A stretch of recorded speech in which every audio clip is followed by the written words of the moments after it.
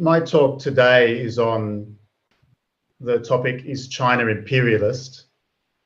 And that's a big topic. It's one possible entry point to the book. The book's about China, but it's also about the US, and it's about the relationship between those two countries and between the rich and the poor countries in general, and also looks in detail at the global labour process and how that mediates the relationship between the rich and the poor countries, and ultimately how control of the labour process is what allows the rich countries to continue to dominate the world economy in the 21st century.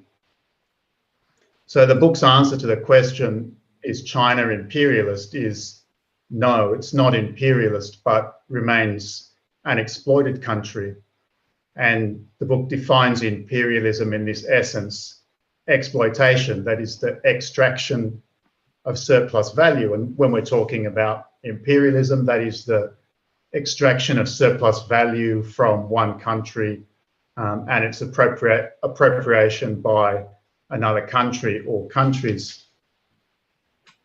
So how do we know China is exploited? Well, China does a lot of work. In fact, there's Chinese labour. There's not a country in the world that does more of the world's necessary labour time than the working class in China.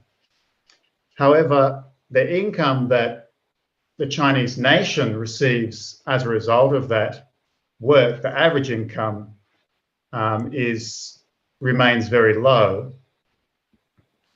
Now, I haven't used this platform. How do I share the screen here? I've got just three. If you just press the green button that says share screen at the bottom. You see that? Who would have thought? I'm just going to state what was in the slides. I only had 3 slides, and I mean, they're pretty straightforward, really. The first one shows how low the income in China really is compared to the imperialist countries. The Chinese per capita income in US dollars is $10,500 per year per person in 2020. So that's obviously $10,500 for every worker, capitalist and everybody else. Compare that in the UK, it's 40,000 and something. In Germany, I think 45,000 US dollars. Australia was 50 something thousand, and the US was 60 or 62,000 US dollars per person. So the income levels are not even comparable. And you can imagine the graph that shows that they're not only very different, but they're also getting more different. They're getting a larger gap over time between China and the major imperialist states. The second chart I wanted to show was that the income in China is not dissimilar to the income of many other states in the global south. That is, it's very similar to Brazil. It's very similar to Turkey. It's also similar to Mexico, to Malaysia, and a range of the other more developed states within the global south all have income that's roughly comparable to the level in China. So what's happened over the last 30 or 40 years is really the income level in China has moved from the level of India and other parts of South Asia or other parts of Southeast Asia, which have an even lower income, as to other parts of the global south. So it's gone from basically, I guess, close to the bottom of the bottom band of world economies to the top of the bottom band, but you still have a massive divide between China and the imperialist states, and also between the rest of the global south and the imperialist states. And in fact, 87% of the world's population live in countries where the income is very low, and is far, far lower, 4, 5, or 10 times lower than the income level in the imperialist states. And what the book shows is that the income levels in all countries is not only different in different countries, it's actually totally polarized. That is, you have almost all of the world live either in one of the global south countries, 87% of the world's population, where the income is very low, or one of the imperialist states, which have just under 13% of the world's population, where the income level is either the level of Spain or higher, which now I think is 27,000 US dollars a year, or goes up in Italy, up in the UK, higher in Germany, Australia, the US, and so on. So you really have a top and a bottom and nothing in the middle. There's only 1% of the world's population who live in states which are truly middle income. These are all very small states, such as Greece, Portugal, the Czech Republic, and a few others. So unfortunately, you couldn't see that in the chart, but I think it's in the book, and it's a fairly clear point to make, and hopefully most people here are fairly familiar with that already. That's the first point I wanted to make. But despite this massive gap between the two poles in the world, there's still an almost universal expectation that China, or idea that China is catching up to the rich countries, that some sort of social, economic, scientific or technological catch-up or convergence is taking place, although there's far less agreement on what exactly is taking place or what exact sort of convergence really people think is happening. So I wanted to emphasize the point that idea, the idea of China catching up, is in fact, at least in terms of its income, at this stage, it's a prediction. It's not an analysis of what's happened. It's an expectation, a prediction of the future. Now, the book argues the prediction is wrong, that China won't catch up to the rich countries, to the imperialist states. In fact, it can't catch up under capitalism, a capitalism anyway that is already so developed that it's impossible for China or other major third world countries to catch up. And I'm not making the argument that China won't be able to fully converge, but maybe it can get close, get it in terms of income, the income side of things, get maybe to 80% or something like that. No, that's not the argument. The argument is that the global south won't converge with the global north, and that China will remain part of the global south that it is currently a part of. As Michael pointed out, that's historically been the case for other countries which were previously thought to be emerging from what was then called the third world, namely Brazil in the 1960s, or other examples. Now, I want to back up that argument and do so as precisely as I can. So if you'll permit me, I want to read word for the next couple of minutes why I'm arguing in a nutshell that it's impossible for a convergence or a catch-up to take place. So the reason is that the existing degree of technological and scientific monopoly that's possessed by the already very rich, highly developed nations cannot be overcome or defeated by poor countries while these nations and while the global economy remain within the boundaries of capitalist commodity production.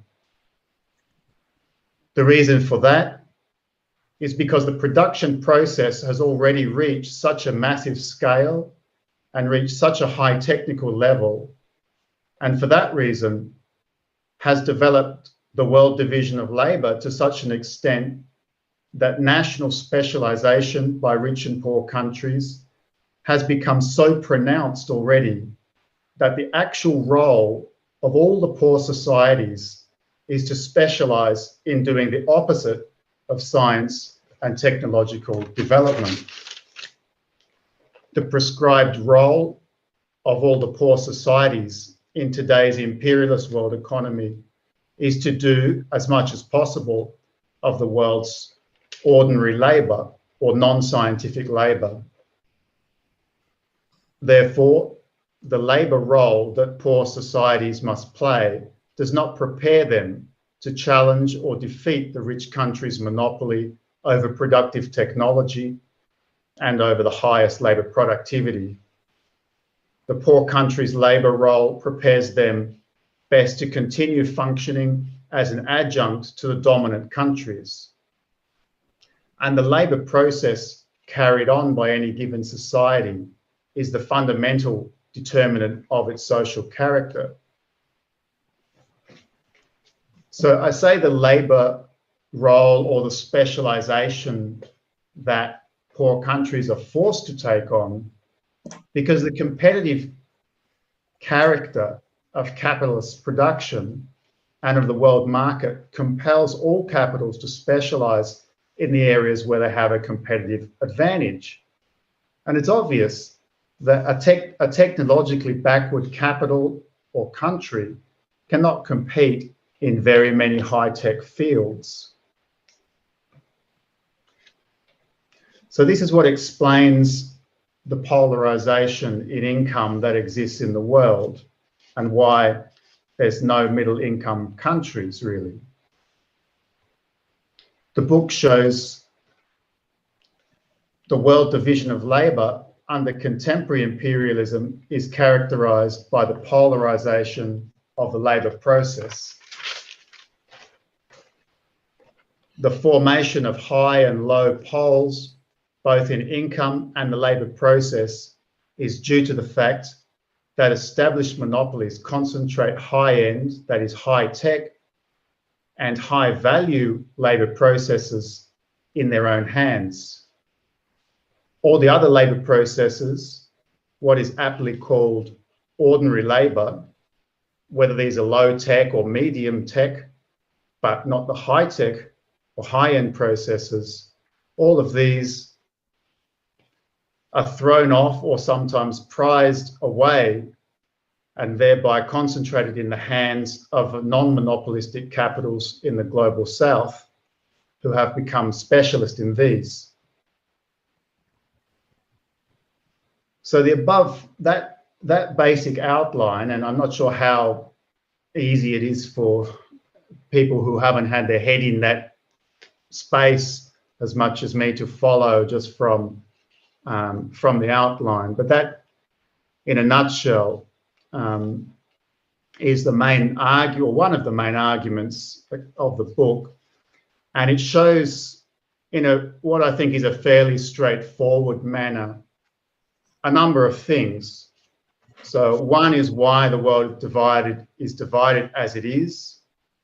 It also shows why that division has been unchanged since colonialism, 75 years on, that the same countries are the rich and the same countries remain subjugated and oppressed. It also explains the form and the force behind the shape that the globalization of production during the neoliberal period took, and why 30 or 40 years of that process too, despite its massive steps forward in the force of production, if you like, why no catch-up occurred during that period either. And it's also, I argue, why no catch-up can occur over the next 40 or the next 75 years if we keep the same imperialist system in place. So the book defines this situation and theoretically explains it as the global divide between monopoly and non-monopoly capital. That's the basic thesis of the book, and I should say it's not really my thesis. It's actually Lenin's thesis, or the the majority of the elements necessary to come to that conclusion are present. I show in the book, are present in Lenin's work, although not all of them are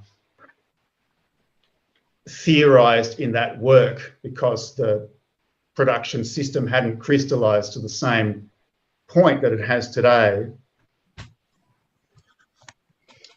The problem really has been that Lenin has been completely forgotten and badly misunderstood, I would argue, and very badly caricatured, really, particularly in English language academic works. There's been no significant work on Lenin's theory of imperialism really through the entire neoliberal period, since the start of the 1980s. So the book basically takes I think the key parts, I would argue, of the mass of new evidence, the huge amounts of new evidence that is presented to us by the changes in the production system that developed through the neoliberal period, and marries that, if you like, with a theoretical framework, with Lenin's Marxist theory of imperialism, or a revival of that. Now, having said that, I can guarantee that at least probably half the room has in their heads, yes, but what about China? What about China? Isn't China different to the historical pattern? And we can take that up more in the discussion, and I'm guessing that's probably where the discussion is likely to go. Well, in the book, by an examination of the labour process, I think it proves that China is not fundamentally different in this essential sense that the labour processes that are carried on by Chinese capital, that is by Chinese workers, in fact, that these are subjugated to the control of the overall labour process by the imperialist countries, in the same way that the other countries in the global south are also subjugated. In industry after industry, where China has been touted as a technological leader or as reaching some sort of technological parity, or is seen to be coming close to that, this is shown to be false. It's false in aerospace, it's false in telecommunications, including in 5G, it's false in energy production. In these cases, presumed technological leaders such as Huawei have been proven, particularly through the evidence that's come out during the so-called trade war, which has also been a technology war, have been proven to be dependent on technologies, particularly from the United States and also the other imperialist countries. And in the case of Huawei, both for its phones and its telecommunication systems, the dependency has been on the most key component, which is microchips. So what has actually occurred in China, I argue, is that China over the last many years has become the most successful among the producers of the global south, the most successful at carrying on the ordinary labour processes, the non-monopoly labour processes, and has become the most successful non-monopoly capitalist country. Of course, you can point to cases where Chinese capital may have an exploitative relationship with this or that other country, but that's true not only of China, it's true of almost all countries except for the very weakest, perhaps. But to emphasize that too much and to characterize China as a whole, because that can occur in certain instances, I think is to distract us really and takes us away from the fundamental dynamic, which is the control of the world economy as a whole by the rich countries. So China's success as the most successful non-monopoly country, the most successful producer in the global south, means that it's become the center of the global south. And at the same time as the global south and production there has become more important within the world economy as a whole. I think those two factors are important in giving important reason why the claims, the almost universal belief that China seems to have become the center of the world, or that China is sure to take over the world, as some people believe, it gives them a certain plausibility, or at least seems to be plausible, or indeed to many people seems undeniable. It's the reason why perhaps the world's most prevalent prediction that China is catching up is seen as self-evident, but in fact it's wrong. So the last point I want to make is that the book is not anti-China, and it doesn't denigrate or belittle China. And in fact, in my own view, the achievements of the People's Republic of China in its 70 years of existence are immense, and particularly because those have taken place in the context of hostility from the imperialist countries for most of its history, and also in the context of the legacy of imperialism that left China in a very difficult social condition before the revolution took place. The recent example that the Chinese government has been able to announce the abolition of extreme poverty, at least as defined by the World Bank, for 850 million people, that's not something to be taken lightly or to be forgotten quickly. And Chinese society's right to develop, its right not to be economically strangled, to be free of military aggression, these are things that should be supported actively, especially by those of us who live inside imperialist countries such as Australia, the United States, or Europe.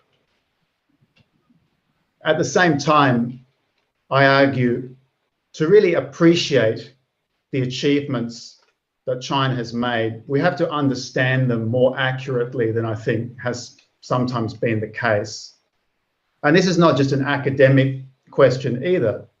If we can't understand China's exploitation, or if we gloss over it because of a prediction that it's going to end in the future, then the real anti-China ideas, such as the ridiculous propaganda that China is somehow an aggressor in relation to the United States or Australia or imperialism, then these become more plausible and more palatable. If we as left intellectuals can't very clearly explain how China is exploited, how it's prevented from catching up, then in the eyes of working people, especially workers inside the imperialist countries, every new act of imperialist aggression, even acts like the announcement of building a new fleet of nuclear submarines, which was announced, I think, on Thursday, between a new alliance of the Australia, United Kingdom and United States, will be viewed by working people not as imperialist aggression, but as some kind of legitimate defense against a rising enemy, or as part of a fallout amongst thieves who are all bad and none of them being worth any sort of defense. It makes aggression more palatable and easier. It makes it easier for imperialism to get away with it. It makes it easier for imperialism to survive and harder for the 87% of the world's population who live in the global south to survive. And it delays the solidarity, alliances, and organising necessary to actually break the imperialist stranglehold. because this can't be broken by states in the global south alone. The power of the actual imperialist powers can only be broken by the combined efforts of working people and their supporters in both the global north and the global south. Thank you.